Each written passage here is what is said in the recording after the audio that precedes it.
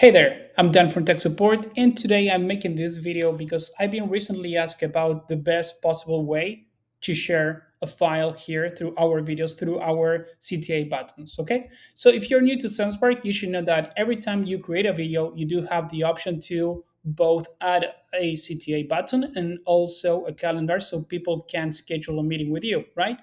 And there are two ways in which you can share files.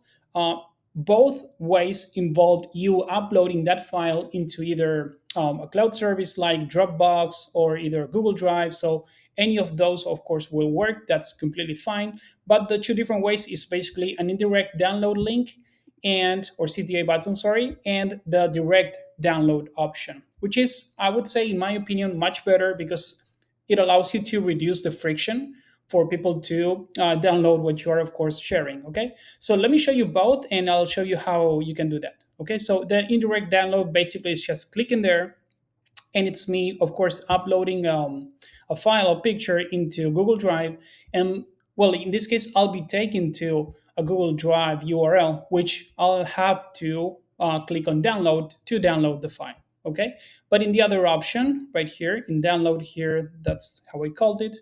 If I click there, you'll notice that I'll have a slightly different URL and my file will be directly downloaded into my computer. So in this case, again, I would say it's an improvement because you'll reduce the friction, of course, to produce the goal that you're expecting, which is for the user or the client to download the file. Okay, so there's a very easy way in which you can do that. That's where, or this is the place where you would put the URL. And let me show you here through my notepad how it's done. Okay, so in both cases, please be sure that whenever you're sharing, you're actually copying the URL you're using. Please be sure that you have the option to for everyone to be allowed to view the file or the link. Okay, so for everyone to have access, that's of course very fundamental, important.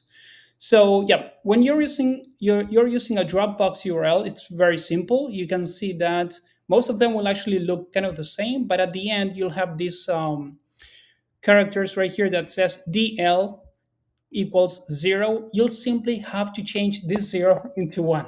It's as simple as that. So that means that whenever someone is clicking or accessing the URL, they'll be directly prompted, they'll be directly forced to download the CSV file instead of again accessing a URL where they can download it themselves. Okay, and for Google Drive, it's actually a little bit different. It looks complicated, but that's why I marked this in red because this is the original URL that I copied from my Google Drive, right? And we'll actually need to replace file, or actually, yeah, that would be correct. File slash D, and then we'll have the ID of the file. This is something we'll actually use, and at the end slash view whatever. So we'll actually remove this completely, and we'll remove again this completely. And will we actually replacing this with this slash UC question mark export equals download and ID equals, and we'll use the very same ID that we have here in between D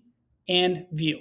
So that's all that you need. It will produce the same behavior that I just show you there, of course. And yep, so no worries, I'll create a help article. Well, I will leave this so you can actually copy that and you don't have to, of course, just type everything here, okay? So hopefully this makes sense and it helps you to help your clients download things faster. So yep, have a great day. Bye-bye.